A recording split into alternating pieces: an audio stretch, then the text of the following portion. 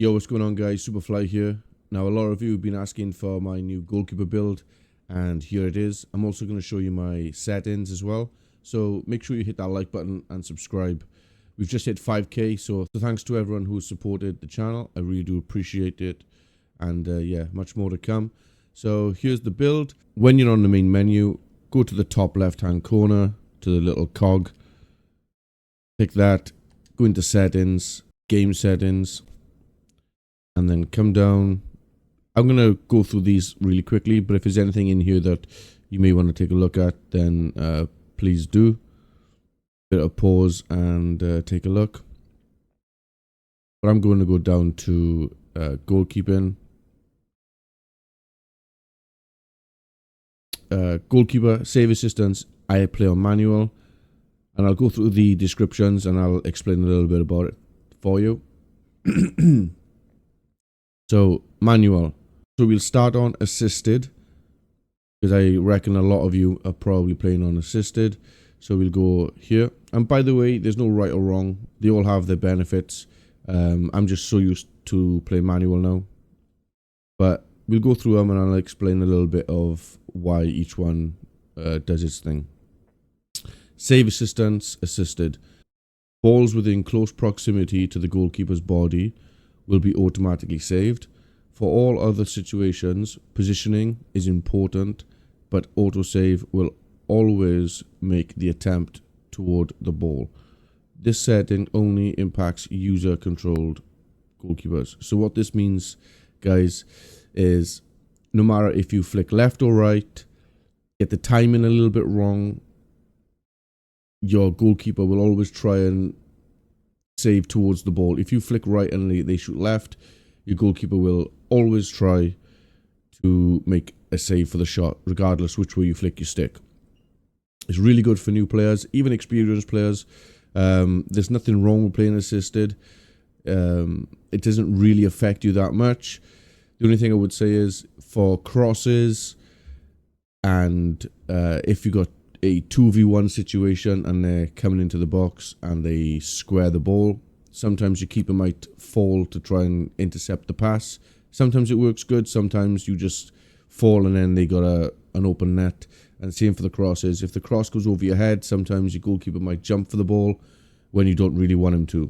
So there's some positives and negatives. For your new players, I would recommend going save assistance, assisted, because it will definitely help you learn the game, and as you play more and get better, more confident, I would recommend switching to semi. With semi, balls that travel within close proximity to a player's body will automatically be saved. For all other situations, a save depends on whether or not you get positioning and timing correct. This setting only impacts user-controlled goalkeepers. So again, if we take a quick look at the assisted, balls within close proximity to the goalkeeper's body will be automatically saved. So again, long shots and things like that, you probably have to do that yourself, and they're long shots, right? So if you're holding LB, it should be a pretty comfortable save. You should have plenty of time to react to the shot. But with semi, balls within a close proximity, again, kind of like the assisted, the only difference is you actually have to get your positioning correct and get the timing of the save. And if you've noticed, they've taken out the direction of the right stick. Now, I didn't realize this was taken out, so potentially I don't think it matters which direction you flick your stick. Obviously it does, because if you flick your stick left and they shoot right, your goalkeeper will make a little step to the left, which is going to leave a little bit more gap. So it does matter, but I don't think it matters as much anymore. So maybe using the flicking up on the right stick or flicking down on the right stick might actually be quite beneficial for you, for the players just trying to get the timing correct. Because I know a lot of you worry about, Yeah, but if they shoot right and I flick left, I'm not going to make the save. Even if you flick left, you're still going to potentially make saves. As long as your positioning is good, that is the number one thing. Your positioning is so important. But it looks like the direction isn't that important anymore. So make sure you get the timing correct. And again, put balls relatively close to your body. Do trigger a automatic save. Whether that's you rushing out, which I wouldn't recommend because rushing out this year is terrible with Y or triangle. If you are going to rush out, I would move just the left stick forward on its own. I wouldn't sprint.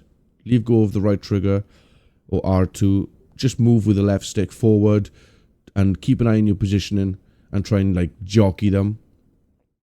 And shots relatively close to your body should trigger a automatic save. Okay, now moving on to manual, which I play. The only saves that are automatic are reflex saves. Everything else will depend on positioning, timing, and the direction you attempt to save.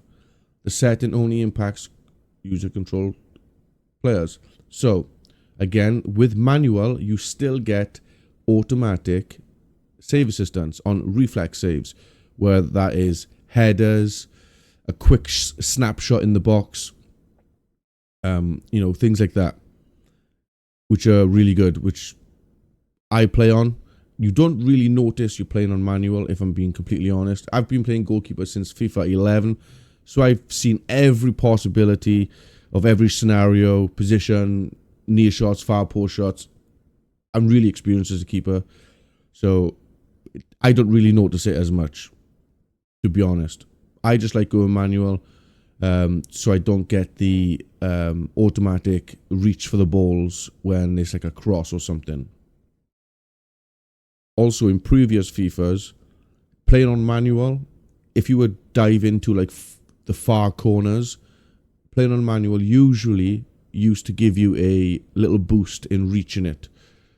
It used to give you a better jump. I'm not sure if that's the same thing on this FC24, but the placebo effect, I'm going to say yes, it does. Okay, but there's no hard facts on that. But again, with manual, you have to get positioning is the most important one. That's why it's in number one in the description here. It depends on positioning. Number one. Then it's the timing of the shot and the direction. They come hand in hand for you to save the shot. So I would definitely work on that if you are going to try on manual and practice. You are going to make a lot of mistakes probably, but it's all about the practice and getting used to it and being confident. For my camera settings, I go custom, height 20, zoom 0, far side focus 0, ball tracking speed 20, penalty area zoom 20, pro camera zoom 0, pro camera speed 20, swing 20, power shot zoom off.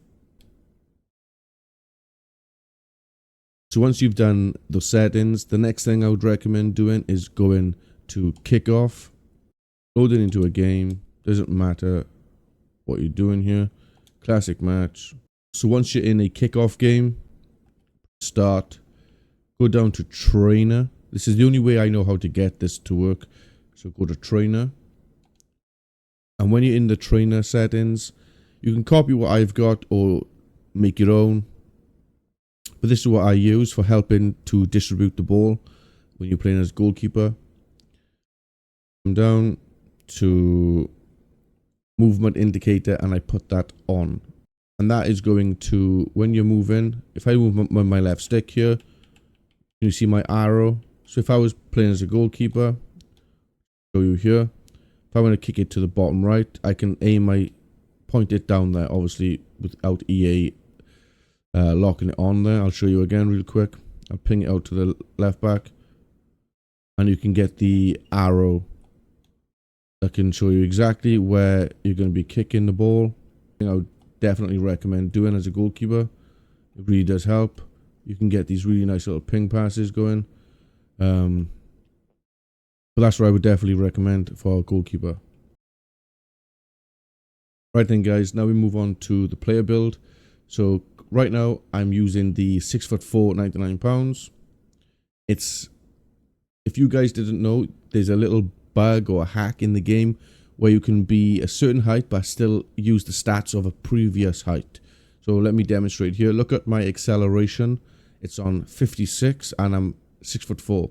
If I move my left stick up a little bit, my acceleration will go down to 55 and I'll still be at 6'4".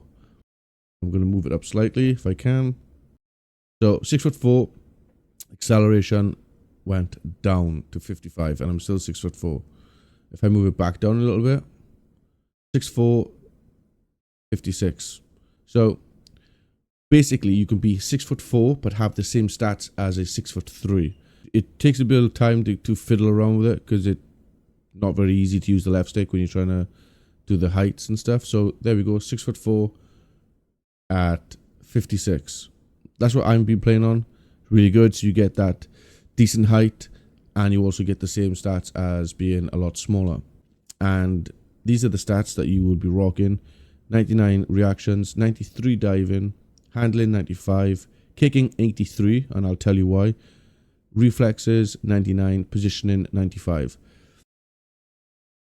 First off, we'll go into the attributes and we'll start on pace because it's the first one here. If you have got everything unlocked, copy everything exactly. If you haven't, I would give a brief summary of what I recommend you should do at the end of this attribute showing here. So I'm assuming you're all going to be pretty high now. So you want to get all these accelerations here and stop there. You don't need crazy amount of speed. You definitely don't need the sprint speeds. You're not going to be running up and down the pitch. You just need a little bit of burst to get you off. Okay, and that is perfect. Shooting, don't need nothing. Passing, you got the long passing to help with the accuracy and to get the ball further up the field. I use these and I get the vision to also help with making the passes a lot more accurate. All right. And this does actually work with LBYs. Then for dribbling, we use the agility. We come down and we get the bonus agility here, which takes us to 56. This will help us move across the box laterally more quickly. So we'll feel like we are a lot more agile on our feet. And when you make saves, you'll get up a bit quicker as well because you'll be a lot more agile with agility. Nothing in defending. Physical, you want to get these here because you get the reactions. Make sure you are double clicking the ones with the 2 on them. Get these agility on the left and you come down and you get the reactions here. Then you get the 2 jumping. And for goalkeeper, you get the ones on the left, ones on the right. And then you can put whatever you got left in the kick in. I'm max level, so this is what it would look like if you were maxed. If you haven't got everything unlocked, I would definitely recommend maybe only doing maybe 2 or 3 of these. Make sure you get the goalkeeper ones on the left and the goalkeeper ones on the right. That's the most important thing. Leave the kick in. You don't need that. And then I would also get the physical and get the reactions. So the 2 most important ones you want to be looking at are getting these ones here on the left and on the right and getting the reactions. Everything else can come later. And now we're going to move on to the playstyles. I use cross claimer. It helps for dead ball situations, gives you an added boost in your reflexes and reactions from corners, crosses, penalties, free kicks. It just helps you get that boost of reaction. A corner, if they're going to header it or volley it, your goalkeeper can react much quicker. And I pair that with the quick reflexes. All shots inside the box will be increased with reflexes and reactions, which is so important, especially if you're playing competitive. A lot of the goals are scored from inside the box, so this helps a lot with that. We got ping pass, get that ball moving quickly, and then we got long ball pass, using X to clear the ball out to the wings or get in behind. Really good, especially if you paired it with the goalkeeping kick in that we did in the attributes, where we added extra points into the long ball pass. This will increase that as well. We got the far throw, footwork, far reach, and rush out. Rush out is not great this year. You can substitute rush out for maybe incisive pass or something like that, because from my experience this year, holding triangle or Y to run out, your keeper just slides and it doesn't really make great saves. But you can keep it there. I like to keep it there just for make me feel good, I guess. I don't know. But you get the far reach for shots outside the box, gives you an extra helping hand to try and reach those far top corners. And if you are using manual, like I said, years ago, there used to be a little added boost you'd get for reaching the top corners. So if you are playing manual and that is still in the game, then you're going to get a little bit of an extra touch on top of that as well. And then we got footwork to make shots with your feet. This is what I use. Feel free to obviously put your own twist on things. But this is the build I use. And yeah, I'll be live tonight playing some FIFA most probably. So make sure you stop by and say hi. And comment down below your build and what you would have changed. But yeah, take care, guys. Again, thanks for the 5K. Now there's push for 10K. I love you. See you soon. Peace out.